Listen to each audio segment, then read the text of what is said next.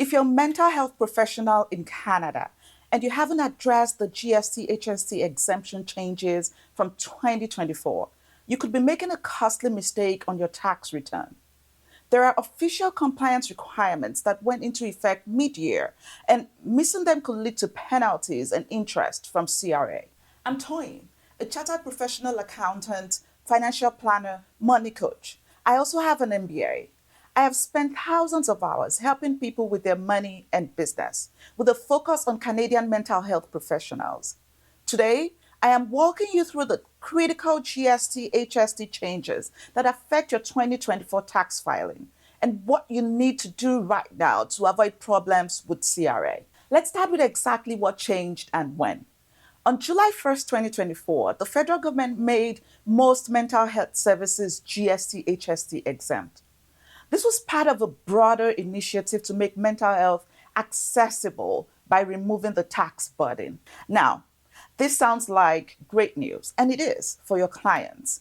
But from a compliance perspective, it creates several technical requirements that many professionals may not be aware of. If you were registered for GST HST before July 1st, 2024, you likely had to close your account or significantly modify your registration. But here's what the CRA guidance doesn't make crystal clear.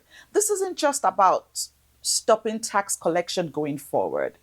There are retroactive calculations and adjustments that directly impact your 2024 tax return. The exemption applies to services provided by qualified mental health professionals, and CRA has specific criteria for what qualifies. We're talking about registered psychologists, licensed clinical social workers, registered psychotherapists, and other provincially regulated mental health professionals. But the key word here is regulated.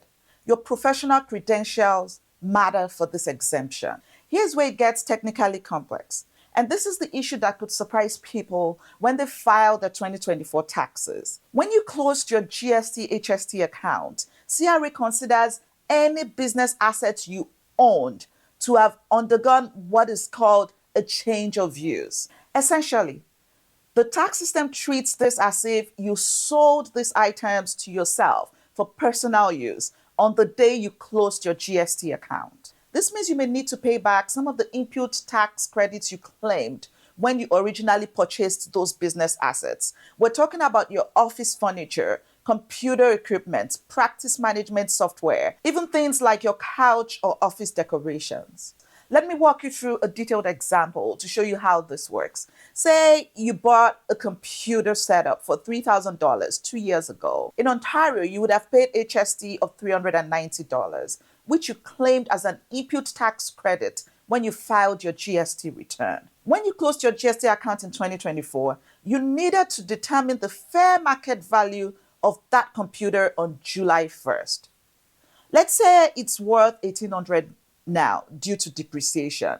The HST on $1,800 would be $234. Since you originally claimed $390 in credits, but the current value only supports $234, you might owe back the difference. But here is where it gets more complex. The CRA uses a specific formula that considers how long you owned the asset and what percentage of the useful life remained.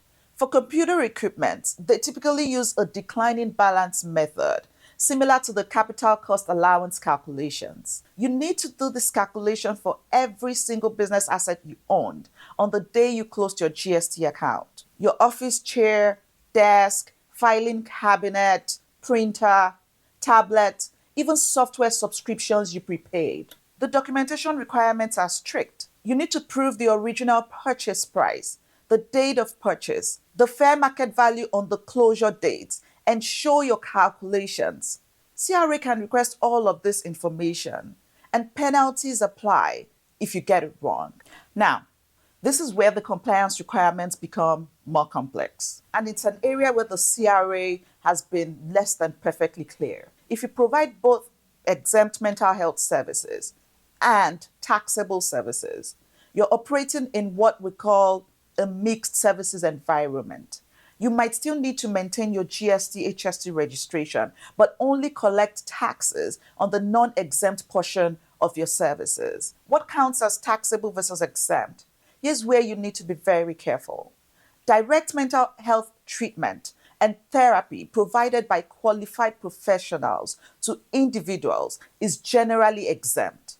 But there are several gray areas. Corporate mental health training or workshops might be taxable. If you're providing workplace wellness seminars to businesses, that could fall outside the mental health exemption. Executive coaching, even if it involves mental health concepts, might be taxable as it is focused on performance rather than treatment. Group therapy sessions can be exempt, but group workshops or educational seminars might not be. The distinction often comes down to whether you're providing treatment for a mental health condition versus education or general wellness. Here's a real world scenario.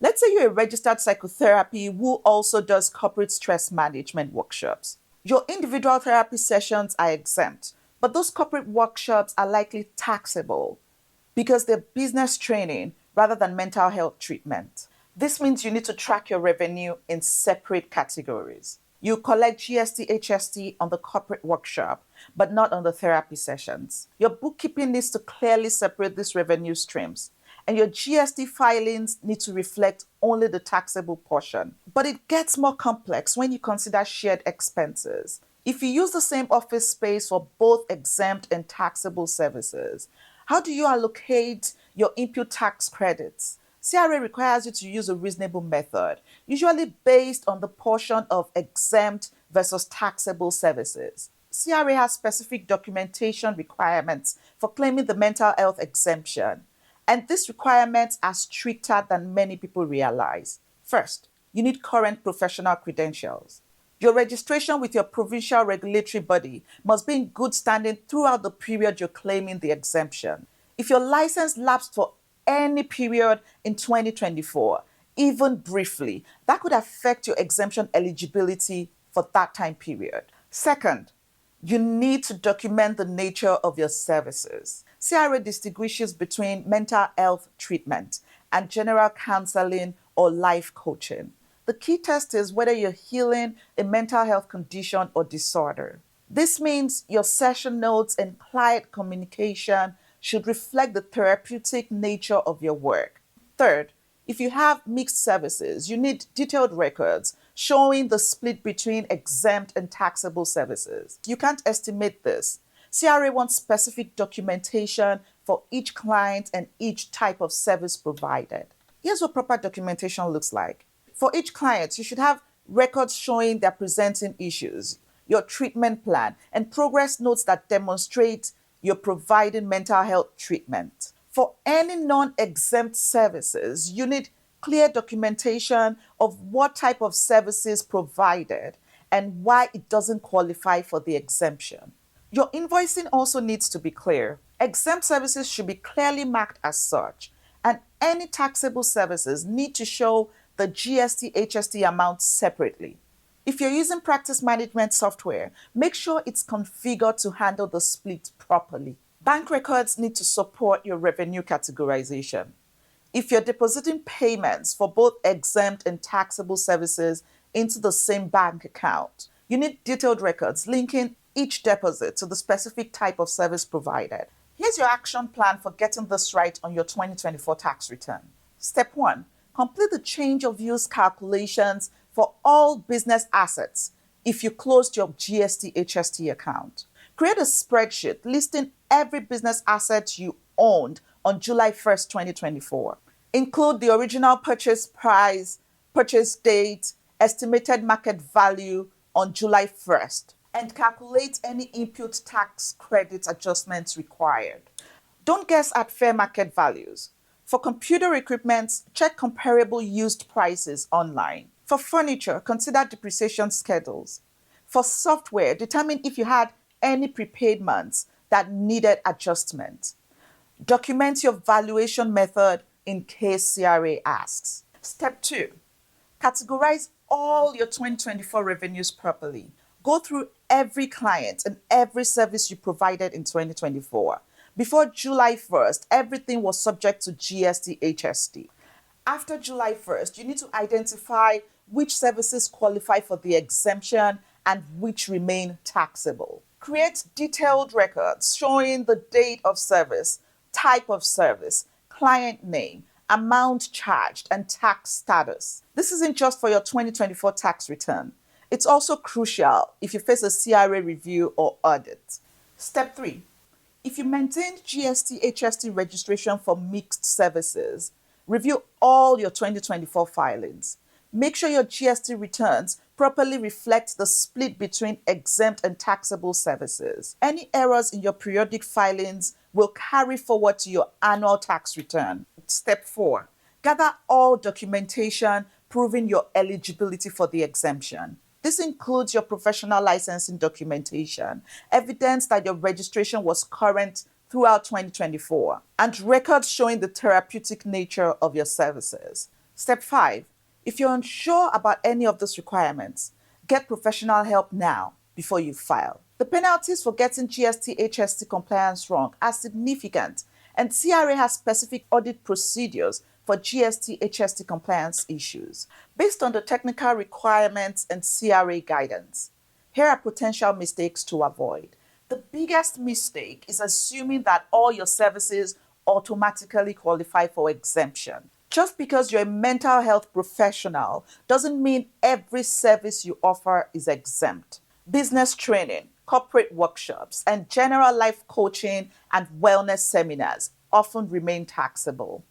Second major mistake is not completing the asset calculations when closing your GST account. I've reviewed the CRA technical bulletins on this, and they're very clear. This isn't optional. If you closed your GST account and you own business assets, you must complete these calculations.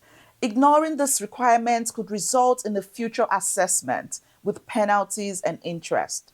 Third mistake is poor record keeping for mixed services. If you provide both exempt and taxable services, CRA expects detailed documentation supporting your revenue streams. Estimates or approximations aren't acceptable. You need specific records for each client and each service. Fourth mistake is inconsistent treatment between your GST filings and your income tax return. Your revenue categorization must match across all your tax filings. If your GST return shows one split between exempt and taxable services, and your income tax filing shows something different, that creates an inconsistency that the CRA might question.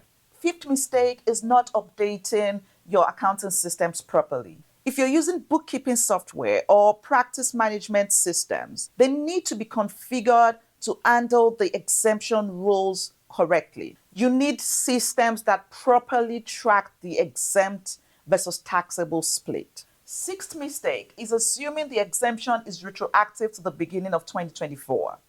The exemption only applies to services provided on or after July 1st, 2024. Services provided in the first half of 2024 were still subject to GST, HST under the old rules. While we're focusing on 2024 tax compliance today, it is worth understanding how these changes affect your ongoing tax planning. For 2025, if all your services qualify for the exemption and you've closed your GST account, your tax compliance becomes simpler in some ways, but more complex in others. You won't have GST, HST filings, but you would lose the ability to claim input tax credits on business purchases. This means every business expense you incur now costs you the full amount, including tax. That computer upgrade that used to cost you the pre-tax amount now costs you the full HST inclusive price. This should factor into your pricing decisions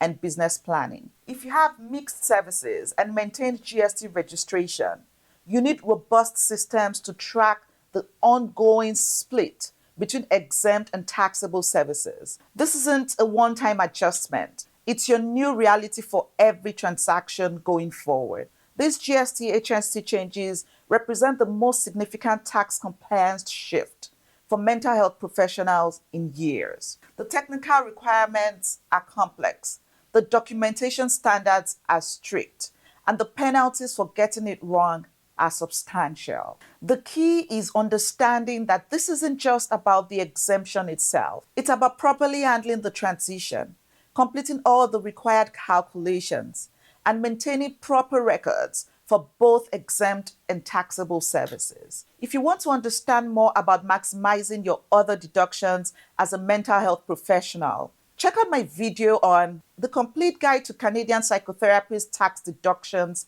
in 2025, where I cover all the deductions you might be missing beyond this GST HST changes. See you in the next video.